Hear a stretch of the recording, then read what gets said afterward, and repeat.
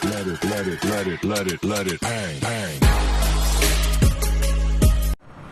अस्सलाम वालेकुम, welcome to another video.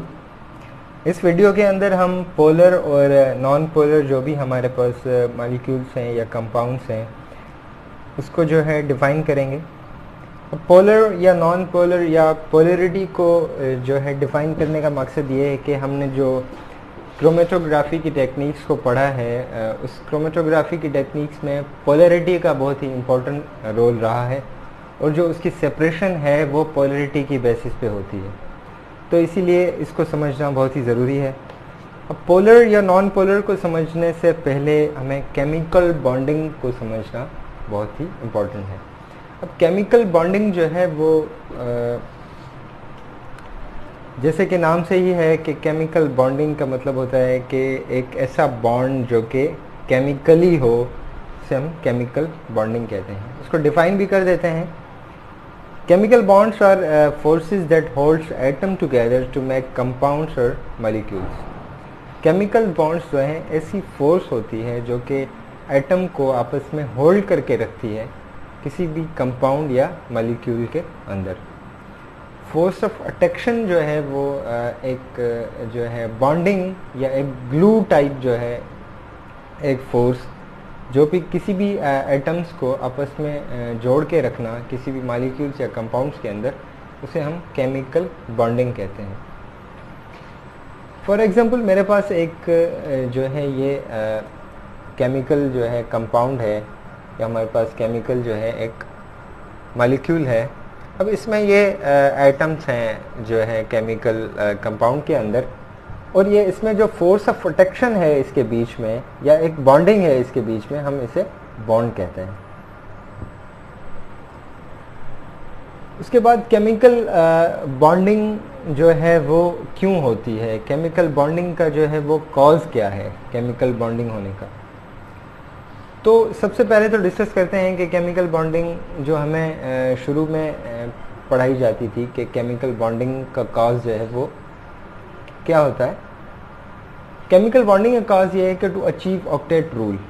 सबसे पहले हमें बुक्स में जैसे कि पढ़ा हुआ है कि किसी भी एटम के आउटर मोस्ट शेल में जो है वो जितने भी इलेक्ट्रॉन हो तो उसे ऑक्टेट जो है कंप्लीट करना पड़ता है। ऑक्टेट कंप्लीट करने के लिए उसको जो है बॉन्डिंग करनी पड़ती है, इसीलिए वो केमिकल बॉन्ड करता है। या फिर स्टेबिलिटी को गेन करने के लिए जो एटम केमिकल बॉन्डिंग से पहले जो है वो अनस्टेबल रहते हैं। अब अनस्टेबल जो है स्टेबिलिटी को गेन करने के लिए वो केमिकल बॉन्डिंग करेंगे, ठीक है। उसके बाद है नोबल गैसेस। अब नोबल गैसेस जो है वो जैसे कि हमारे पास हीलियम है या नियॉन है, ये सारी जो है इनर्ट गैसेस कहलाती हैं। इनर्ट कहने का मकसद ये है कि वो किसी भी दूसरे आइटम के साथ जो है वो रिएक्ट नहीं करती, मतलब अंडर एग्जिस्टिंग कंडीशन जो है जबकि उसके ऊपर कोई ऐसी कंडीशन अप्लाई ना की जाए तब तक वो जो है उस पर उसमें केमिकल बॉन्डिंग में हिस्सा नहीं लेती नोबल गैसेस जो है। अब कॉज ये है कि या तो उन्हें नोबल गैसेस की तरह इनर्ट बना होता है इसीलिए वो केमिकल बॉन्डिंग करते हैं। ये तो हो गई एक पुरानी बात, ठीक है। तो केमिकल बॉन्डिंग जो है वो बेसिकली जो केमिकल जो है एटम जो है केमिकल बॉन्ड जो है वो इसलिए बनाते हैं to lower potential energy of system. इसका मतलब ये है कि एटम जब तक केमिकल बॉन्ड नहीं बनाता तब तक उसकी जो एनर्जी है वो ज़्यादा होती है। वो अपनी एनर्जी को लोअर रखने के लिए, मतलब अपने आप को स्टेबल रखने के लिए वो केमिकल बॉन्डिंग में हिस्सा लेते हैं। फॉर एग्जांपल अगर मैं जो है एक छत के ऊपर खड़ा हुआ हूँ तो वहाँ पे मेरे गिरने के चांसेस होते हैं, तो उसमें क्या होता है कि मेरी एनर्जी जो है वो बहुत ज़्यादा होती है कि मैं गिर जाऊँ और मेरी जो है एनर्जी लूज़ हो जाए। तो वो एक केमिकल जो है बॉन्डिंग का मकसद भी यही होता है कि वो एटम जब बॉन्ड बना लेता है, इसका मतलब ये है कि मैं छत पे खड़ा हुआ हूँ उसके बाद एक सोफ़ा पे बैठ जाऊँ तो मैं एक स्टेबल कंडीशन में आ जाता हूँ। तो केमिकल बॉन्डिंग में एटम भी इसी तरह से रिएक्शन करके या बॉन्ड बना के वो जो है स्टेबल कंडीशन में आ जाते हैं, इसीलिए वो केमिकल बॉन्डिंग करते हैं। अब केमिकल बॉन्डिंग की काफ़ी सारी टाइप्स होती हैं, जैसे कि आयोनिक बॉन्डिंग है, उसके बाद कोवेलेंट बॉन्डिंग है, या फिर मेटेलिक बॉन्डिंग है। आयोनिक बॉन्डिंग में जो है वो कंप्लीट ट्रांसफ़र ऑफ जो है वो इलेक्ट्रॉन्स होता है। अब ये बात जहन में रखना है कि केमिकल बॉन्डिंग जो है, बॉन्ड जो बनता है वो इलेक्ट्रॉन्स को शेयर करने से या इलेक्ट्रॉन को ट्रांसफ़र करने से ही बनता है। अब कोवेलेंट बॉन्डिंग में जो है वो इलेक्ट्रॉन की शेयरिंग होती है। उसके बाद मेटेलिक बॉन्डिंग में जो है मेटल्स जब आपस में बॉन्ड बनाते हैं तो उसको मेटेलिक बॉन्डिंग कहते हैं। अब पोलर या नॉन पोलर की बात हम कर रहे थे, तो पोलर या नॉन पोलर को समझने के लिए सबसे इम्पोर्टेंट एक चीज़ ये भी है कि इलेक्ट्रोनेगेटिविटी को समझना बहुत ज़रूरी है। अब इलेक्ट्रोनेगेटिविटी क्या होती है? इलेक्ट्रोनेगेटिविटी फॉर एग्जांपल मेरे पास कोई भी एक एटम है, उसमें कितनी फोर्स ऑफ अट्रैक्शन है टू गेन इलेक्ट्रॉन, मतलब कितनी उसमें एनर्जी है इलेक्ट्रॉन को गेन करने की, उसे हम इलेक्ट्रोनेगेटिविटी कहते हैं। The amount of pull of an atom, मतलब किसी भी एटम को अपनी तरफ खींचने की एनर्जी जो है उसको हम इलेक्ट्रोनेगेटिविटी कहते हैं। इस इलेक्ट्रोनेगेटिविटी का कोई यूनिट नहीं होता, इसको हम नंबर से जो है वो शो करते हैं। सबसे हाईएस्ट जो इलेक्ट्रोनेगेटिव एलिमेंट हमारे पास पीरियोडिक टेबल के अंदर है वो फ्लोरीन है, उसकी इलेक्ट्रोनेगेटिविटी सबसे ज़्यादा जो है वो मानी जाती है। और उससे ही फ्लोरीन से एज कंपेयर दूसरे जो है एलिमेंट हमारे पास जो है एटम एलिमेंट के दूसरे जो एटम्स हैं उसको कंपेयर कराते हैं। या फिर इलेक्ट्रोनेगेटिविटी को इस तरह से भी डिफाइन कर सकते हैं कि how badly an atom wants an electron, मतलब कितनी जो है उसमें एक एनर्जी है इलेक्ट्रॉन को अपनी तरफ पुल करने की, उसे हम जो है इलेक्ट्रोनेगेटिविटी कह सकते हैं। अब इलेक्ट्रोनेगेटिविटी को मज़ीद जो है या पोलरिटी को मज़ीद जो है समझने की कोशिश करते हैं। अब नेगेटिविटी या जब बॉन्ड एक बनता है, कंप्लीट जो है बॉन्ड जब बनता है, तो उसमें फॉर एग्जांपल ये सोडियम है मेरे पास, ठीक है। अब इसमें 0.9 जो नीचे लिखा हुआ है ये इसकी जो है इलेक्ट्रोनेगेटिविटी है। सॉरी, यहाँ पर जो है 3.0 हम इसको जो है कंसिडर करेंगे, ठीक है, क्योंकि दोनों क्लोरीन के एटम हैं सेम है, तो 3.0 इसकी इलेक्ट्रोनेगेटिविटी है। अब सोडियम में यहाँ पर हमारे पास 0.9 जो है इसकी इलेक्ट्रोनेगेटिविटी 0.9 है, ठीक है, एक नंबर है, कोई यूनिट नहीं है, ये एक नंबर है इलेक्ट्रोनेगेटिविटी का। अब इसकी इलेक्ट्रोनेगेटिविटी कम है क्योंकि इसके आउटर मोस्ट शेल में सिर्फ एक इलेक्ट्रॉन है।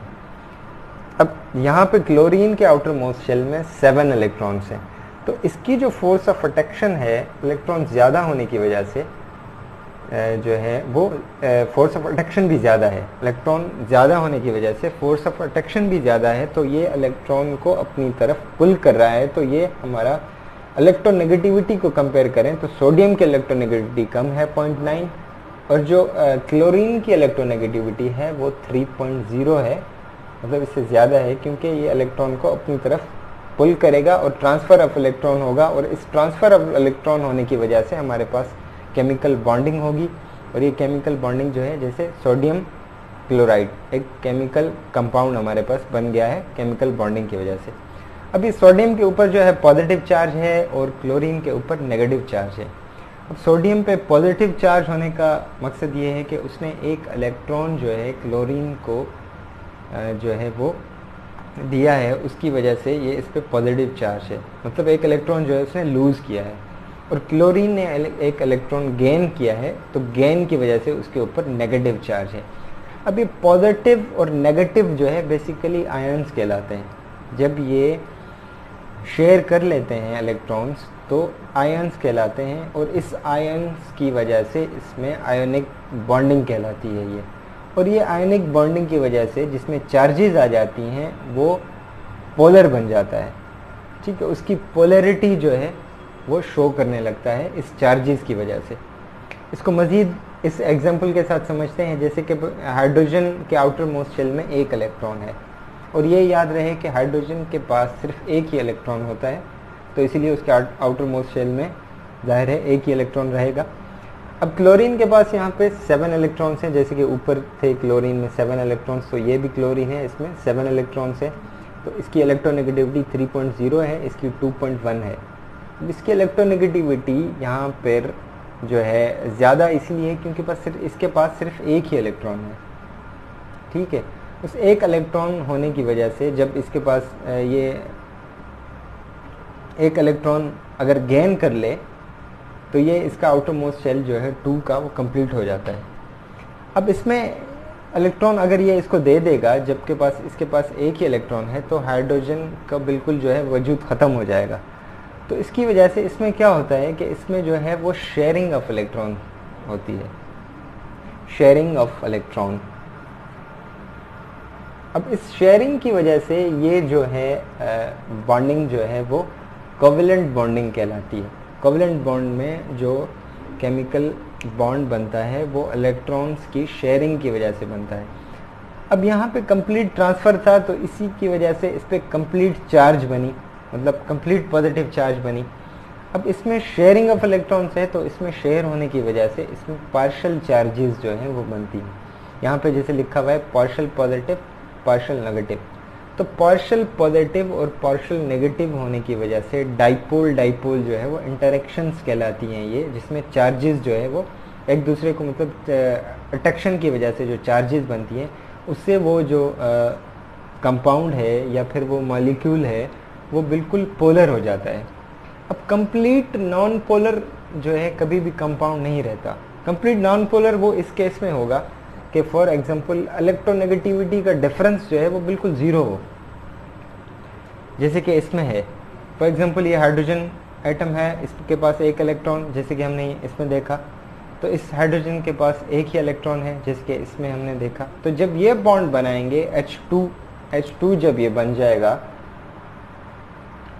तो इस H2 जो बॉन्ड बनेगा तो वो बिल्कुल नॉन पोलर होगा, क्योंकि इसकी इलेक्ट्रोनेगेटिविटी जो है फॉर एग्जांपल 2.1 है, तो इसकी इलेक्ट्रोनेगेटिविटी 2.1 है।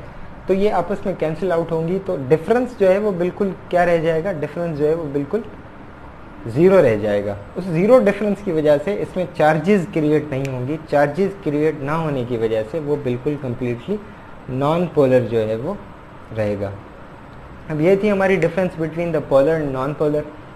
अब मज़ीद जो है वीडियोस में हम कोशिश करेंगे कि for the students of first year and second year या 9th के जो स्टूडेंट हैं उसके लिए हम केमिकल बॉन्डिंग भी स्टार्ट करेंगे, और उसके बाद जो है नेक्स्ट वीडियो में इंशाल्लाह कोशिश करेंगे कि हम आयनिक बॉन्डिंग को भी डिस्कस करें। तब तक के लिए वेट कीजिए नेक्स्ट वीडियो का। अल्लाह हाफिज़।